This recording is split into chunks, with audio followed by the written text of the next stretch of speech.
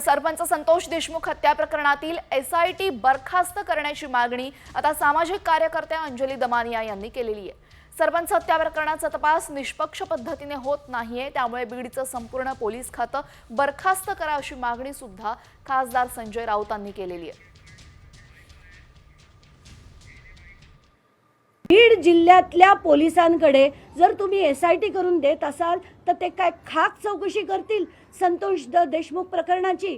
कशी करू शकतील? ते तिथली माणसं ही त्यांच्या बरोबर आहेत, गेले कित्येक वर्ष ते बरोबर आहेत, वाल्मिक कराडना नमस्कार करणारी माणसं आहेत आणि अशी माणसं त्यांच्या विरुद्ध चौकशी करतील असं महाराष्ट्र अपेक्षा करूच शकत नाहीत। आणि कुठल्याही परिस्थितीत ही ताबडतोब एसआयटी बरखास्त करण्यात यावी अशी माझी ठणकावून मागणी आहे शासनाकडे। संतोष देशमुख यांचा खुनाचा तपास हा निष्पक्ष पद्धतीने होत नाहीये।